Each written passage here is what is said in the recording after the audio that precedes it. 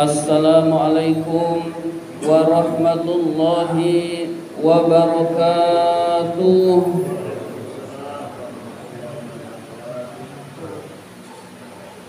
Alhamdulillahi rabbil alamin, wa bihi nasta'in ala umurid dunya waddin. Wassalatu wassalamu ala ashrafil anbiya'i wal mursalin, sayyidina wa maulana Muhammadin wa ala alihi wa sahbihi ajma'in. Rabbi shrah li sadri wa yassir li amri wahlul 'uqdatam min lisani yafqahu qawli, amma ba'du. Bapak-bapak jamaah salat maghrib Masjid Al-Amin yang dimuliakan oleh Allah Subhanahu wa ta'ala, puji syukur marilah senantiasa kita panjatkan kehadirat Allah Subhanahu wa ta'ala yang tidak henti-hentinya memberikan nikmat-nikmatnya kepada kita semua. Antara lain kita masih tetap diberi nikmat iman, nikmat Islam, nikmat kesehatan, dan nikmat panjang umur, sehingga kita dapat melaksanakan perintahnya, yaitu sholat maghrib berjamaah dan dilanjutkan dengan menuntut ilmu. Salawat dan salam semoga Allah limpahkan pada junjungan kita baginda Nabi besar Muhammad sallallahu alaihi wasallam beserta para keluarganya, para sahabatnya, dan kepada kita sebagai pengikut ajarannya. Marilah kita awali taklim kita dengan membaca surat Al-Fatihah. Mudah-mudahan kita semua mendapatkan ilmu yang bermanfaat, diberikan kesehatan oleh Allah Subhanahu wa ta'ala, dimudahkan di dalam mencari rizki yang banyak, yang halal maupun yang berkah, dan mudah-mudahan kita semua senantiasa dirahmati oleh Allah Subhanahu wa ta'ala. Ala hadhihi niyah wa ala kulli niyatin salihah wa ila hadratin Nabi Mustafa Rasulullah sallallahu alaihi wasallam wa ila muallifi hadzal kitab Asy-Syaikh Imam Barakatil Anam Abdullah Ba'lawi Al-Haddad rahimahullah, nafa'anallahu bihi wa bi ulumihi fid dharain amin. Al-Fatihah. A'udzu billahi minasy syaithanir rajim. Bismillahirrahmanirrahim. Alhamdulillahi rabbil alamin. Ar-Rahmanir Rahim. Maliki yaumiddin. Iyyaka na'budu wa iyyaka nasta'in. Ihdinas siratal mustaqim. Siratal ladzina an'amta 'alaihim ghairil maghdubi 'alaihim waladdallin. Amin. Dan marilah kita lanjutkan dengan bersolawat kepada Rasulullah sallallahu alaihi wasallam. Mudah-mudahan kita mendapatkan syafaatul uzma dari beliau pada hari kiamat nanti, dan mudah-mudahan majlis taklim kita ini senantiasa diberkahi oleh Allah Subhanahu wa ta'ala. Ya Rabbi bil Mustafa balligh maqasidana waghfir lana ma madha ya wasi'al karami.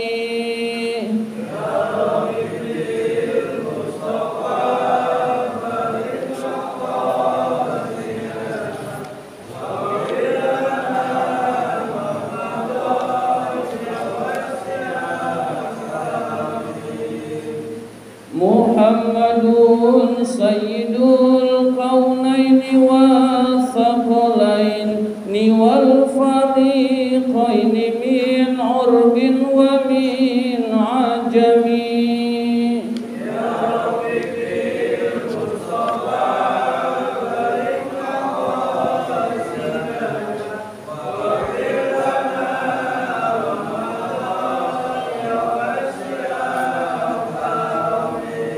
مولاي صل وسلم دائما أبدا على حبيبك خير خلق كلهم.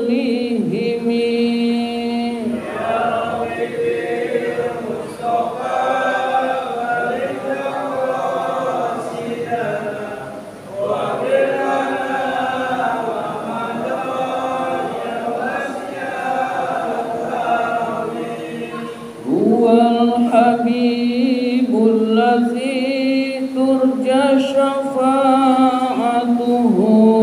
لكل هول من الأهوال مقتحم.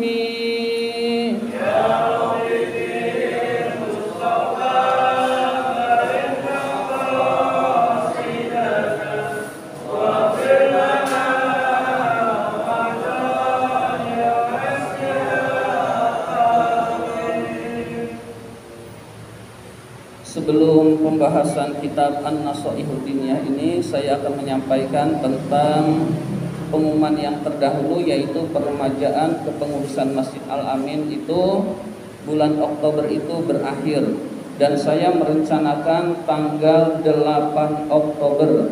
Jadi pemilihan ketua masjid dan penyerahan kepada jamaah itu dilaksanakan pada 8 Oktober besok, kurang lebih 2 atau 3 minggu lagi, itu kurang lebih. Jadi diharapkan seluruh jamaah, terutama jamaah aktif itu hadir, dan pengumuman itu sebagai undangan. Jadi pengumuman adalah undangan kehadiran, terutama jamaah aktif dimohon kehadirannya untuk menentukan masa depan masjid ini sehingga menjadi lebih baik lagi. Ya, jadi tanggal 8 Oktober. Jadi tanggal 8 Oktober besok usahakan semuanya hadir, semua diundang, baik yang aktif maupun gak aktif, untuk menentukan masa depan masjid itu diupayakan kehadirannya di Masjid Al-Amin ini. Jadi pada tanggal 8 Oktober itu Sabtu malam minggu, insya Allah bertepatan dengan kalau nggak salah itu Maulid Nabi, tapi kita bukan kita mengadakannya peremajaan. Hadirin yang dimuliakan oleh Allah Subhanahu wa taala, mari kita lanjutkan taklim kita, pembahasan kitab An-Nasaihud Diniyah ini.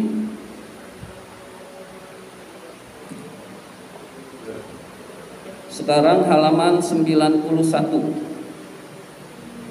baris ketiga.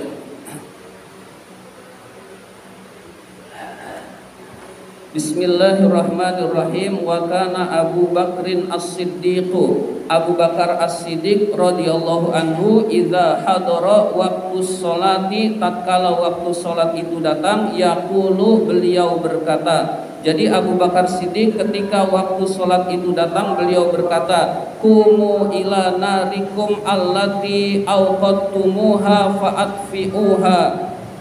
Laksanakanlah, berdirilah untuk melaksanakan sholat, untuk memadamkan api yang kalian nyalakan, lalu dipadamkan dengan sholat yang kalian kerjakan. Jadi Abu Bakar As-Siddiq mengumpamakan dosa-dosa yang dilakukan itu ibarat api, lalu melaksanakan sholat itu diibaratkan dengan memadamkan api dengan air. Jadi orang yang selalu sholat 5 waktu, hatinya tentram, hatinya tenang, hatinya damai, itulah bukti sholatnya benar. Tapi kalau ada orang sholat, hatinya masih resah, kemudian kehilangan uang begitu repot, kehilangan harta benda begitu luar biasa marahnya, nah itu sholatnya perlu diperbaiki, hadirin sekalian. Jadi sholat itu menenteramkan hati, hadirin sekalian. Orang yang sholat benar itu urusan dunia terlihat kecil bagi orang tersebut, hadirin sekalian. Dan di sisi lain, sholat itu mampu menghapus dosa-dosa yang kita lakukan, hadirin sekalian. Jadi kalau kita mengerjakan sholat maghrib, antara asar dan maghrib, dosa kita diampuni oleh Allah, dihapus oleh Allah Subhanahu wa ta'ala. Kalau kita mengerjakan sholat isya dosa antara maghrib dan isya dihapus oleh Allah, dihilangkan oleh Allah. Kalau kita mengerjakan sholat subuh misalkan, dosa antara isya sampai subuh dihapus oleh Allah Subhanahu wa ta'ala. Jadi sholat antara sholat dengan sholat lain adalah mukaffiratun, penghapus, penggugur lidzunubi, untuk dosa-dosa yang dikerjakan. Tapi dosa kecil hadirin sekalian, kalau dosa besar harus bertaubat kepada Allah Subhanahu wa ta'ala. Yuridu bin nari, Abu Bakar Siddiq menghendaki kata bin nari, api, al-dzunub, yaitu dosa-dosa. Wa bi itfaiha, Abu Bakar Siddiq menjelaskan tentang memadamkan dosa adalah al-qiyamu, melaksanakan ila sholati, sholat 5 waktu. Jadi sholat 5 waktu yang dikerjakan dengan benar akan menghapus kesalahan-kesalahan kita. Ini kalau sholatnya benar hadirin sekalian. Tapi kalau sholatnya tidak terpenuhi syarat dan rukunnya, artinya tidak diterima oleh Allah, sholatnya tidak sesuai dengan tuntunan yang diajarkan oleh Rasulullah, maka sholat itu percuma hadirin sekalian. Jadi sholat itu ada tuntunannya, yaitu yang diajarkan oleh Rasul, yaitu di dalam hadis-hadis Rasul. Hadis Rasul sangat banyak, dimudahkan oleh para ulama. Pelajari fikih. Kalau pelajar fikih dia mengerjakan sholat sesuai fikih, maka insya Allah sesuai dengan yang diajarkan oleh Rasulullah Sallallahu Alaihi Wasallam. Jadi kita pelajari fikih, amalkan tata cara sholat, insya Allah sholat kita sesuai dengan yang diajarkan oleh Rasulullah, dan kita akan selamat hadirin sekalian. Al-qiyamu ila sholat, fa innahu, sesungguhnya melaksanakan sholat, mukaffirun, penghapus, lisayyiati, untuk dosa-dosa, wa mudhibun, dan menghilangkan laha, perbuatan-perbuatan dosa. Jadi sholat mampu menghapus dosa-dosa hadirin sekalian. Qala Allah Ta'ala, Allah Subhanahu wa Ta'ala berfirman, wa aqimis sholata, dan dirikanlah sholat, torofayin nahari, pada 2 ujung siang, pagi dan sore, wa zulafan, dan sebagian, minal laili, pada malam hari. Jadi laksanakanlah sholat 5 waktu. Innal hasanati, sesungguhnya kebaikan-kebaikan itu, yudhibna, menghapus, as-sayyiati, keburukan-keburukan. Yang dimaksud dengan kebaikan-kebaikan adalah sholat 5 waktu menghapus dosa-dosa hadirin sekalian. Zalika, itu adalah dzikra lidzakirin, peringatan bagi orang-orang yang ingat kepada Allah. Jadi adanya sholat mampu menghapus kesalahan-kesalahan kita adalah anugerah dari Allah Subhanahu wa Ta'ala, yang hendaklah kita melaksanakannya dengan baik hadirin sekalian. Wa qad warada, sungguh telah dijelaskan dalam hadis, anna hadhil ayata, bahwa ayat ini, nazalat, turun, fi rajulin, pada seseorang, asoba minim ro'atin, yang berbuat sesuatu dengan perempuan, maduna zina, selain perbuatan zina. Jadi ada orang laki-laki berbuat dosa, berbuat sesuatu kepada perempuan tapi belum sampai berbuat zina, masih memegang atau mungkin mencium tapi bukan perbuatan zina. Waja'a ila Rasulillahi, dan orang itu datang kepada Rasulullah Sallallahu Alaihi Wasallam, yas'aluhu, meminta kepada Rasul, ayyukima alaihil haddu, untuk dilaksanakan hukuman kepada dirinya. Jadi dirinya merasa bersalah, telah berbuat dosa, lalu dia datang kepada Rasulullah lalu mengadu, ya Rasul, saya berbuat dosa. Lalu dosanya dijelaskan oleh orang tersebut, belum sampai berbuat zina. falam yarudda, Rasul tidak menjawab alaihi orang tersebut, hatta uqimatis sholatu, sehingga sholat itu dilaksanakan, sehingga ada sholat yang dilaksanakan, kemungkinan sholat zuhur atau asar, hadirin sekalian.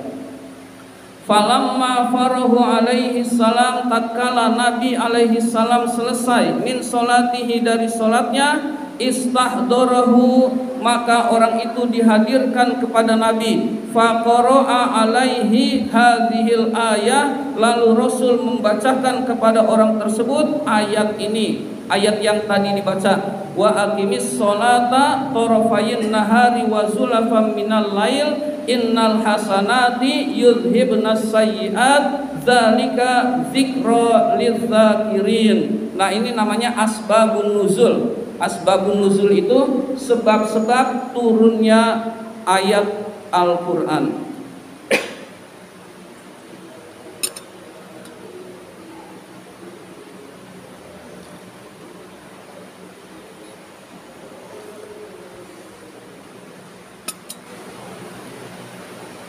Dengan dibacakannya ayat ini kepada orang tersebut, orang itu sadar, innal hasanati yudhibnas sayyiat, sesungguhnya kebaikan menghapus kesalahan, sesungguhnya sholat yang tadi dikerjakan itu menghapus dosa-dosa dia. Nah, orang itu sadar. Jadi orang itu sadar bahwa dosanya sudah diampuni oleh Allah Subhanahu wa ta'ala.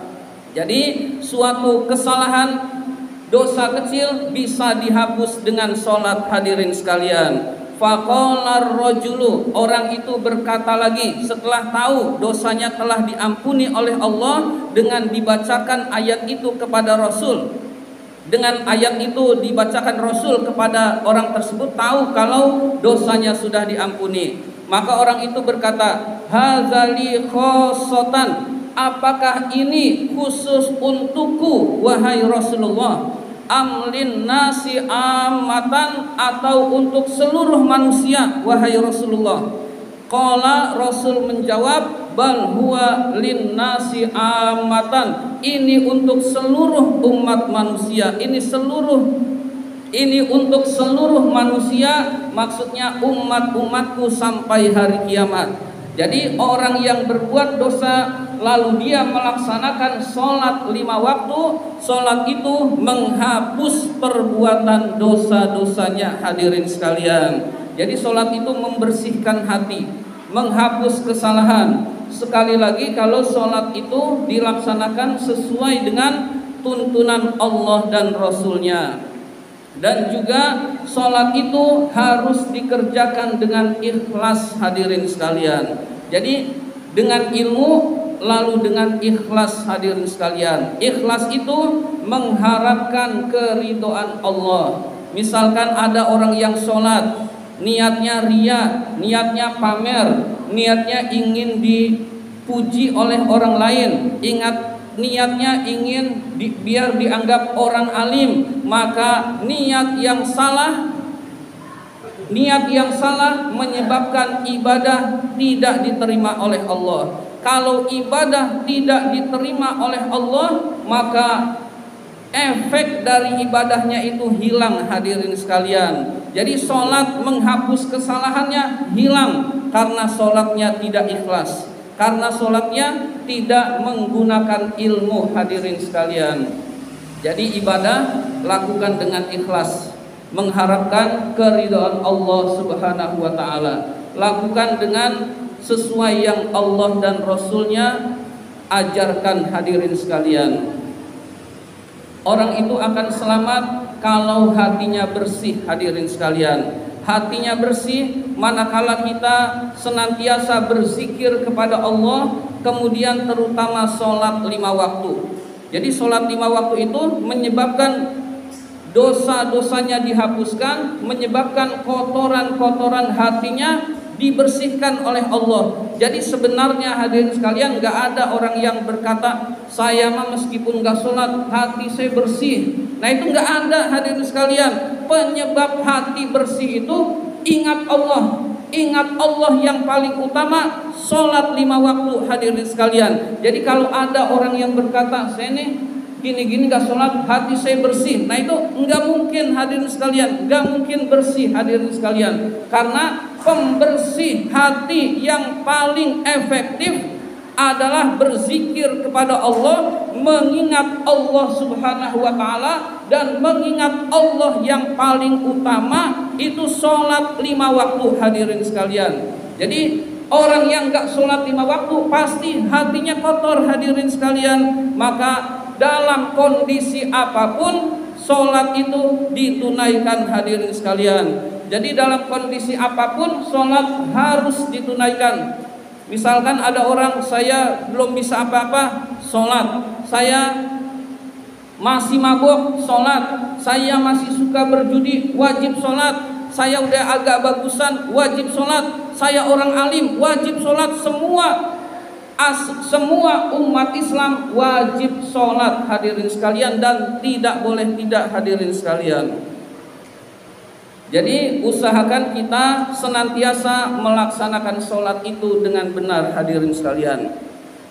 Qultu, saya berpendapat, maksudnya adalah Al-Habib Abdullah Ba'alawi Al-Haddad, pengarang kitab ini. Qultu, saya berpendapat, wa fihi, di dalam riwayat ini dalilun, ada dalil ala annas saghaira, bahwa dosa-dosa kecil minas sayyiati, berupa kesalahan-kesalahan, tukaffiru, dihapus, bis sholawati, dengan sholat 5 waktu, wa ghairiha, dan lainnya, minal hasanati, berupa kebaikan-kebaikan dan kebaikan-kebaikan lainnya.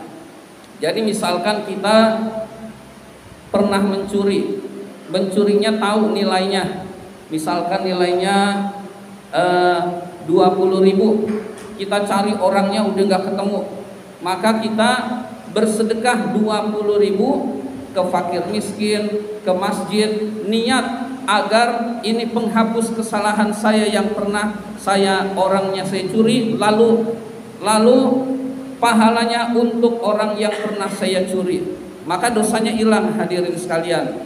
Kalau nyarinya udah gak ketemu, tapi kalau orangnya ada, harus kasih ke orangnya hadirin sekalian. Itu cara tobat. Misalkan kita udah nyari-nyari gak ketemu, maka uang senilai itu yang pernah kita curi, infakkan ke masjid, berikan kepada fakir miskin, atau kemana saja yang baik. Kemudian dosa kita dihapuskan dengan sedekah itu hadirin sekalian. Jadi kebaikan-kebaikan menghapus kesalahan-kesalahan hadirin sekalian. Jadi kebaikan bisa menghapus kesalahan-kesalahan yang kita perbuat. Wat taubatu minha, adapun taubat dari dosa kecil, akni yang saya maksudkan as-saghair, dosa-dosa kecil, ma'azalika, disertai hal itu, atamu, itu lebih sempurna, wa ahwatu, dan lebih hati-hati. Jadi ada orang yang bertobat dari dosa kecil, itu lebih bagus, meskipun sudah hilang dengan sholatnya, tapi dia mau bertobat, itu lebih sempurna dan lebih hati-hati. Jadi kalau kita berbuat dosa itu besar, maka tidak cukup dengan sholat 5 waktu. Misalkan kita pernah minum minuman keras, minum-minuman keras itu dosa besar hadirin sekalian. Maka dengan sholat 5 waktu tidak gugur dosa tersebut hadirin sekalian, harus taubat tersendiri. Bagaimana cara taubatnya? Ya dia bangun tengah malam, sholat 2 rakaat, usahakan ayatnya yang panjang, lalu dalam keadaan menyesal kepada Allah Subhanahu wa Ta'ala, perbanyak istighfar selesai sholat, maka itulah taubatnya. Insya Allah taubatnya diterima oleh Allah hadirin sekalian. Jadi dosa besar harus taubat tersendiri, dosa kecil bisa hilang dengan sholat 5 waktu hadirin sekalian. Qultu, saya berkata, wala hadda ala rajuli fima asobahu minal mar'ati, tidak ada hukuman bagi seseorang laki-laki yang melakukan perbuatan dosa kepada perempuan duna zina, di bawah perbuatan zina. Selama belum berzina tidak ada hukuman, hadirin sekalian. Maksudnya hukuman dunia. Hukuman dunia itu kalau syariat Islam berlaku itu namanya rajam. Zina itu hukumannya namanya rajam. Rajam itu kalau zina muhson. Zina muhson itu udah menikah, pernah bersetubuh dengan istrinya, berbuat zina, itu dilempar batu sampai meninggal dunia, hadirin sekalian. Kemudian dipendam segini, lalu sampai meninggal dunia, itu namanya hukuman rajam zina muhson. Ini kalau syariat Islam berlaku, hadirin sekalian. Tapi kemudian kalau ghairul muhson itu perjaka lalu berbuat zina, itu 100 kali lemparan batu. Biasanya meninggal juga, hadirin sekalian. Tapi kalau nggak meninggal, dia sudah dihukum, hadirin sekalian. Itu kurang lebih hukuman bagi pezina kalau syariat Islam itu diterapkan, hadirin sekalian. Nah, Indonesia itu tidak menganut itu. Jadi jangan kita ngadain sendiri. Kita yang ngadain itu adalah pemerintah, hakim yang sah, hadirin sekalian. Kita ngadain sendiri, ya kita yang dihukum, hadirin sekalian, dihukum polisi.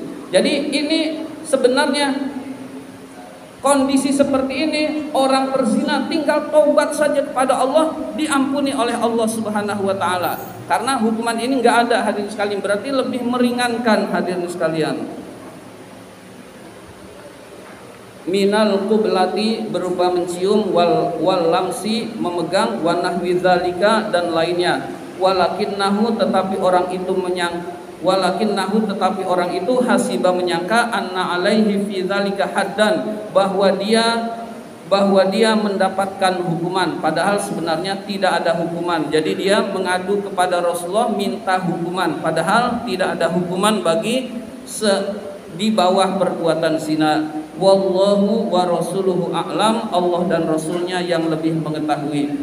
Demikian yang dapat saya sampaikan. Terima kasih atas perhatian. Mohon maaf apabila ada kata-kata yang kurang berkenan. Wabillahi taufiq wal hidayah. Wassalamualaikum warahmatullahi wabarakatuh.